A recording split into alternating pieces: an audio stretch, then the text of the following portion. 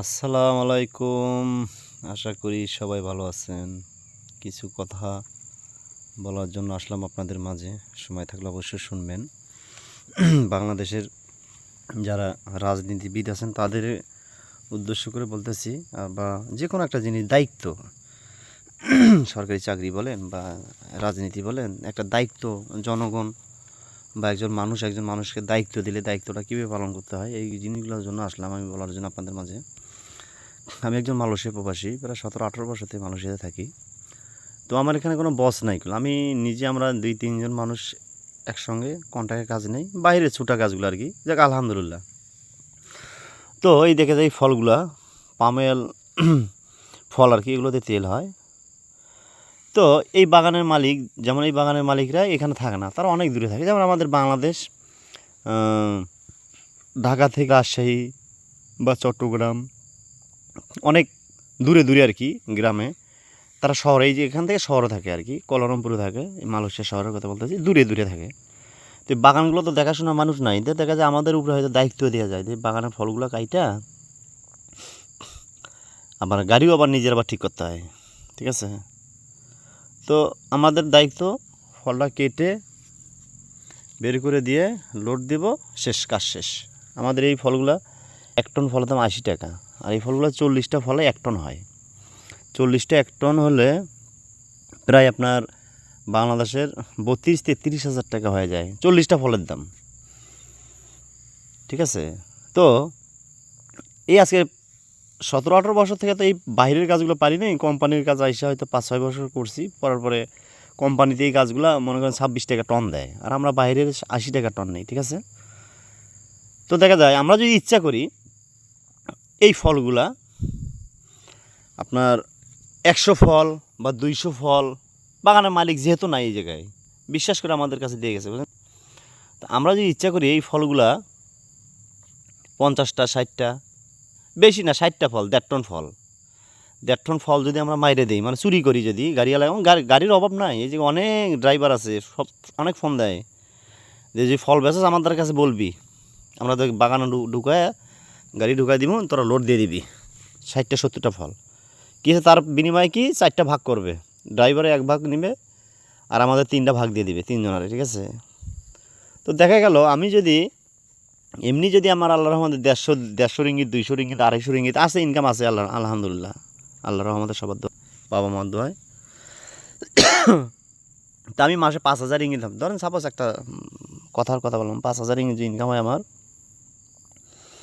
বা 4,000 ইনকাম হয়। তো দেখা গেলো এই টাকাটা, ওই টাকার সাথে আমার মাথার ঘাম পায়ে ফেলা যে টাকাটা ইনকাম করলাম আমি, তো ওই টাকাটার সাথে এই টাকাটা যদি আমি যোগ করি, তো আমার পুরোটা হারাম হয়ে গেল, হারাম হয়ে গেল। এই টাকাটা আমার বাপ খাবে, মা খাবে, আমার ফ্যামিলি খাবে, আমার বাচ্চা কাচ্চারা খাবে, সবাই খাবে, ঠিক আছে। কিন্তু মাঝখান থেকে ওটা পাপে ভাগিটা হলো আমি হইলাম, ঠিক আছে। এই জিনিসটার পাপের ভাগি সেটা আমি হইলাম, আমার ফ্যামিলির লোক একজনও হলো না, ঠিক আছে। তো আমি মাঝে সাঝে ভাবি যে আমাদের মতন যদি দায়িত্ব পাই, আমাদের মতন তো বাংলাদেশে অনেক মানুষ আছে, গালাগালি করবো না, মুখ খারাপ করবো না আজকে আর, ঠিক আছে। ভিডিওটাতে আমি মুখ খারাপ করে আর কথা বলবো না, ঠিক আছে। আজকে যে আমি, তারা যদি ভাবতো আমাদের মতন একটা ছোটোখাটো মানুষ, আমরা কাজ করতে করতে আমাদের হাতগুলো দেখবেন, ঠিক আছে, যাক, তারপর আলহামদুলিল্লাহ অনেক ভালো আছি। তো আমরা যে এইভাবে দায়িত্বগুলো পালন করতেছি, এইভাবে যে তারাও যে দায়িত্বগুলো পালন করতো, তা আমার দেশটা, আমি মনে করি আমার দেশটা সোনার দেশ হতো, সোনার বাংলা বলে না, রাজনীতিবিদরা তো 100-এর মধ্যে 95% বাংলাদেশে চোর, ঠিক আছে। এরা হলো 1 নম্বর চোর। এরা দেশের ভালোবাসে না, দেশের মানুষের ভালোবাসে না, দেশের উন্নত হবে এরা কখনো চায় না। ওরা শুধু চায় ওদের ফ্যামিলিটা যেন উন্নত হয়, আর টাকা পয়সা যেন বিদেশের বাইরে নিয়ে যাবে, আর ওনাদের ছেলে মেয়েগুলা বাইরে পড়ার জন্য পাঠিয়ে দেবে, ঠিক আছে। আপনার মতন আমাদের মতন যে নিচতলার মানুষগুলো, আমাদেরগুলো এগুলো স্বপ্ন ওই হারামজাদারা কখনো দেখে না, ঠিক আছে।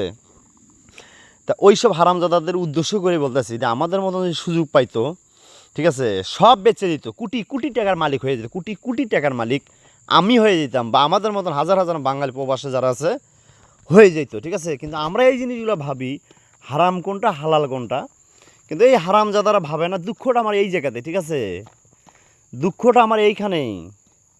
এই জিনিসগুলো আমি বেচলে ডেলি দিনে বেচতে পারি, ডেলি দিনে মনে করেন আপনার 1 টন ফল বা 1.5 টন ফলের দাম প্রায় 45,000 টাকা। 15,000 টাকা ড্রাইভারের দিলাম না, 3 জনে 10,000 করে 30,000 নিয়ে নিলাম। এইদিকে আমার ইনকাম আমার এমনি তো আছে 4-5 হাজার টাকা ইনকাম তো আছে ডেলি দিন, আল্লাহর মধ্যে 4-5 হাজার 6 যায় যত হোক আছে। তা আমার মাসে তো 5 লাখ 6 লাখ টাকা প্রত্যেক মাসে ইনকাম হয়ে যেতেছে না। তো বিবেকে তো বাধা দেয় আমার কাছে, আমার বিবেকে তো বাধা দেয়, বিবেকটা বাধা দেয়। তো এক লোক দায়িত্ব দিয়ে গেছে আমার কাছে, এই ফলটা কাইটা সন্ধ্যা মতন লরিতে উঠে দিবি, গাড়িতে সন্ধ্যা বিলটা দিয়ে দিবে, 1 দিন বা 2 দিন 3 দিন পর মালিকে দিয়ে দেবে, ঠিক আছে। অথচ তারা শহরে থাকে, ঠিক আছে, কিন্তু এই কাজটা করতে পারিনি যে বিবেকে বাধা দেয়, ঠিক আছে। কিন্তু বাংলাদেশের রাজনীতিবিদরা তারা এই জিনিসগুলো কখনো ভাবে না। তো দেখা যায় সেসব হারামজাদারা, রাজনীতিবিদরা যারা বাংলাদেশে, এইসব হারামজাদারা লাশে জুতার বাড়ি খাইতে খাইতে খাইতে খাইতে দেশটা তাদের ত্যাগ করা লাগে, ঠিক আছে। তাদের দেশটা ত্যাগ করা, বাংলাদেশের মাটি ত্যাগ করা, বিদেশের মাটিতে যাওয়া লাগে। আমার কথাই বলি, বিশ্বাস করেন, প্রবাসেতে আছি, অনেক কষ্ট করে আছি, মানে কি মনের সাথে যুদ্ধ করে আছি।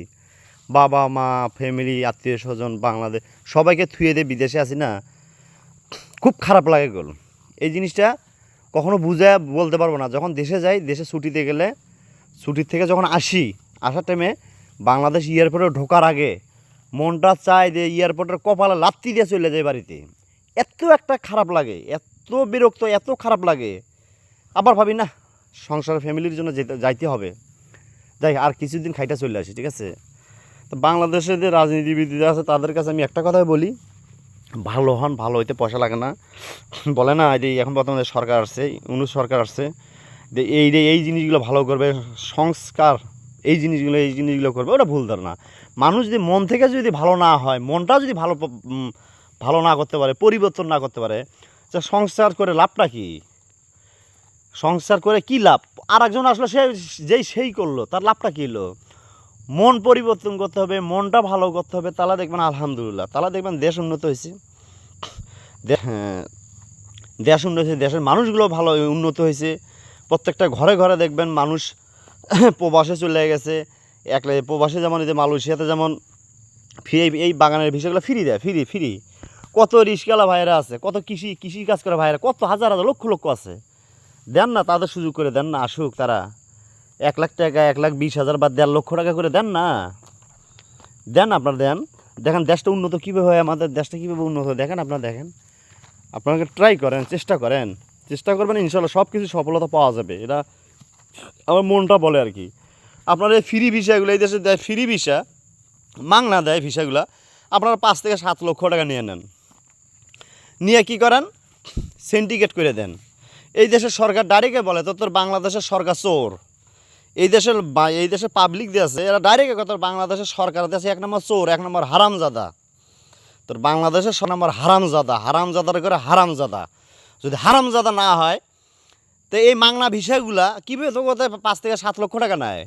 হারামজাদার বাচ্চারা, ইন্ডিয়ার লোকগুলো এই জায়গায় আসে, যদি 40,000 50,000 টাকা দিয়ে আসলে, এই দেশে আসলে উল্টো আর কোম্পানি থেকে তাদের 1 লাখ টাকা ফেরত দেয়, জানেন আপনারা? হ্যাঁ, আর বাংলাদেশের চোরের ঘরে চোরেরা করে কি, নিজের পায়ে নিজে কুড়াল মারে। মানে আমি আমার ভাইয়ের কাছ থেকে টেয়া খেলাম, আমি আমার বাপের কাছ থেকে টেয়া খেলাম, আমি আমার মায়ের কাছ থেকে টেয়া খেলাম। এই হলো আমাদের বাঙালি স্বভাব, এই হলো বাঙালির আমাদের চরিত্র, ঠিক আছে। এই চরিত্রটা যদি, স্বভাবটা যদি না পাল্টাতে পারে, দেশ জিন্দিগি উন্নত হবে না। মনের দিক দিয়ে আমি উন্নত না, ঠিক আছে, মনের দিক দিয়ে যদি উন্নত না হইতে পারি, তো দেশ কীভাবে উন্নত হয় ভাই আমার বুঝান তো? হ্যাঁ, এই দেশের সরকার এত ভালো, বা এই দেশের মানুষগুলো এত ভালো, কী কারণ জানেন? এই দেশের সরকার এই দেশের জনগণরে হেল্প করে, সাহায্য করে, আর আবার তার বিনিময়ে এই দেশের জনগণের আবার সরকারের সাহায্য করে।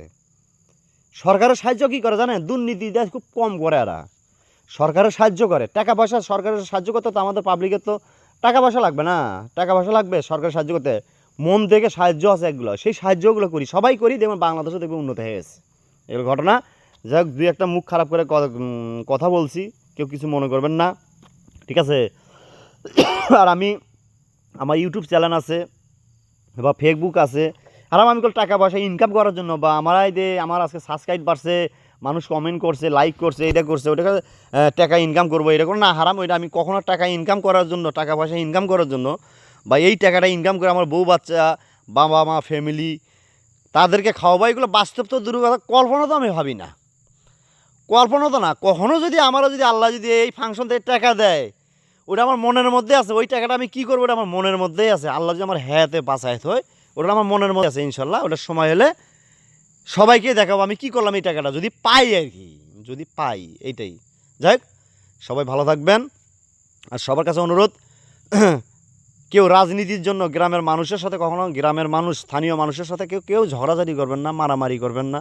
কেউ মারা গেলে ভাই গ্রামের মানুষগুলো আসবে আপনাকে আমাকে ওই কবরের শোয়াই দিয়ে চলে যাবে তারা, ঠিক আছে। তত কাজে কাজে এই রাজনীতির জন্য আমরা কখনো গ্রামের মানুষের সাথে কেউ, বাড়ির পাশের মানুষের সাথে কেউ ঝগড়াঝাড়ি করবো না ভাই। অনুরোধ, সবাই মিলেমিশে থাকার চেষ্টা করব।